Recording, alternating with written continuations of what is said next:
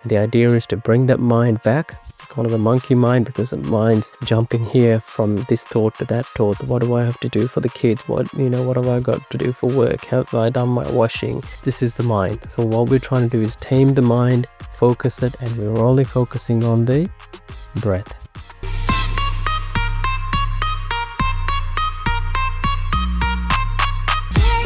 Hi everyone, my name is Opie. In this video I want to quickly show you how to meditate, or how I learned to meditate. I learned this from Venerable Akravita Sanghananda Thero when I was about 10 years old, and I've been doing it on and off along with other meditation. So I do have some stories to share about other meditations that I've learned, but I'll save that for the second half of the video. So let's get right into it. So you want to find yourself a comfortable space, comfortable place in your house where you can sit down. I'm sitting, it looks, appears to be a lotus position. It is, but I am also sitting on just a firm cushion that I've got at the back here. You could be sitting on a chair, but just make sure that you don't fall asleep. So it's important to keep your spine straight, your back straight, and you're not leaning against the wall. And all you're doing is just trying to be comfortable. So that's why I'm wearing, loose clothing. And in this room at the moment, it's just walk-in robe in my office. So there's minimal noise that I'm hoping that will come through here. Usually there's no lights on at all. It's just pitch black. It just helps me concentrate.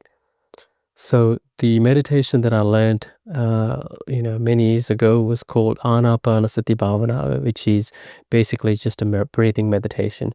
The reason why the breathing meditation is so easy to do is everyone is breathing.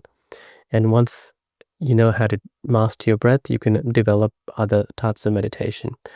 So once you get yourself comfortable, what you want to do is try and focus on the breath going out. And as the breath goes out, you should be able to feel the air passing through right above your top lip. And when you breathe in, you'll feel that sensation on the top lip again.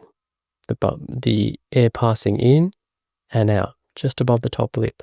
Obviously, I've got a mustache at the moment, but you should be able to feel the air passing through, even if you don't have a mustache. And that's it. That's essentially the breathing meditation. Your mind will wander, and that's completely normal. You'll feel, pains around your body. Your foot will start paining, start to have pains. But all you're doing at that point is you're acknowledging, yep, my leg's hurting, but you bring your mind back to the meditation here. And you continue that. But when you start off, you might be able to only do this for 30 seconds, a minute, without your mind wandering off. And the idea is to bring that mind back. You call it the monkey mind, because the mind's jumping here from this thought to that thought. What do I have to do for the kids? What have I got to do for work? Have I done my washing? This is the mind. So what we're trying to do is tame the mind, focus it, and we're only focusing on the breath.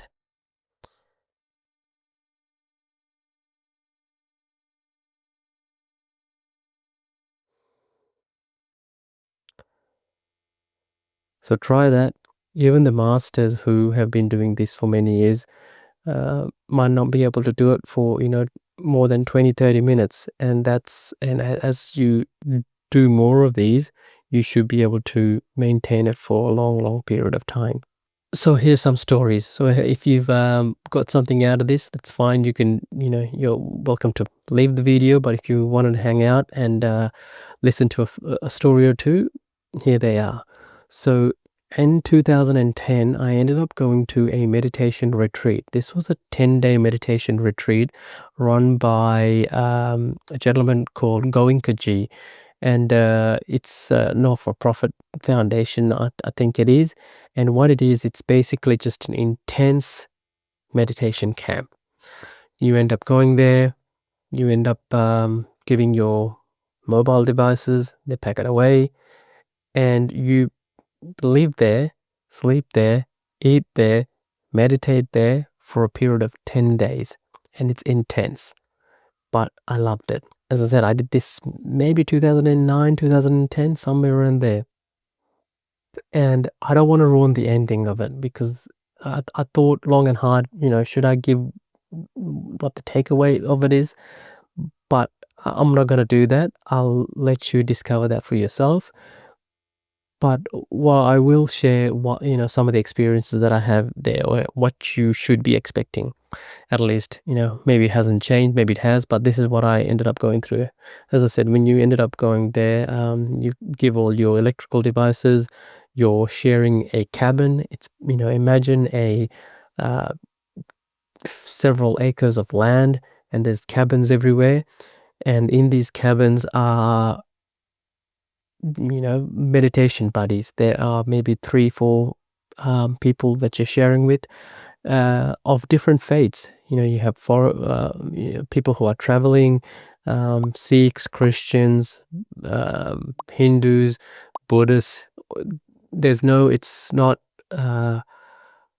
driven by a particular religion, even though the underlying morality that they cover is based on Buddhism, but there's no pushing an agenda there. It's purely based on meditation. That's all it is. They're not trying to convert you or anything like that. That's not the fundamentals of it anyway.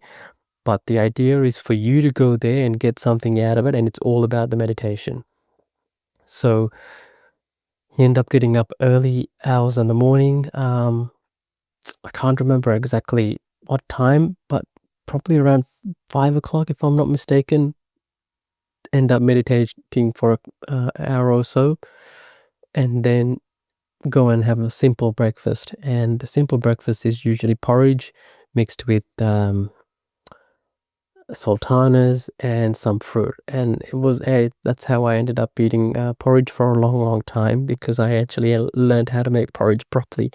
And I just got inspired because it was just so tasty that the way they made it.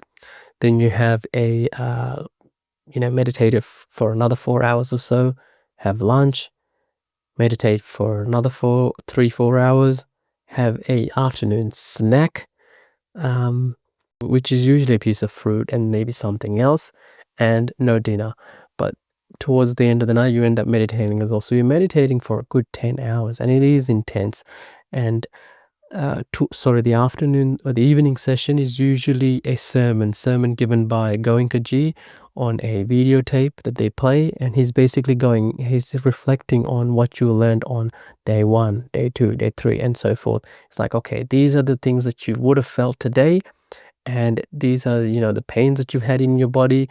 Your mind would have been wandering, and as he goes through it, you're going, oh yeah, that's exactly how I felt. That's exactly how I felt.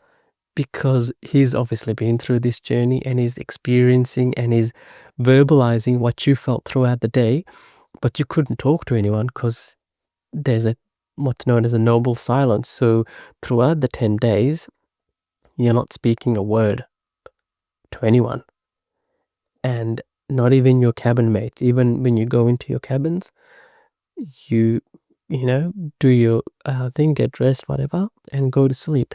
There's no discussing what you learned or anything like that, because you don't want those interactions to be interfering with the meditation. So it's all throughout the 10-day period, it is practicing noble silence. You can go wandering off into, it's usually a larger block, and you can go wandering and get some fresh air, obviously, during the day. To my understanding, there are all these not-for-profit retreats all over the world. So if I'll leave their website in the show notes. Technically, it is actually free. At the end of the 10 days, they say, look, even though this is completely free, it's all done by donations. If you wanted to cover your own costs, this is how much it costs us to house you, maintain you, and pay for the food. You're welcome to give a donation, but you don't have to. That's why I guess they call it a donation. That's it.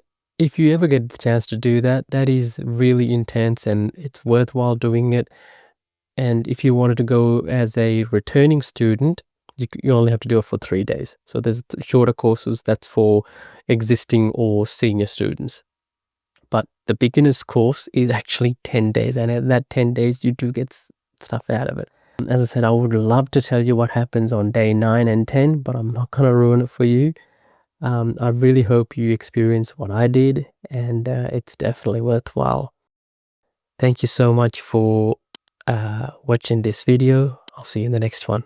Thanks. Bye.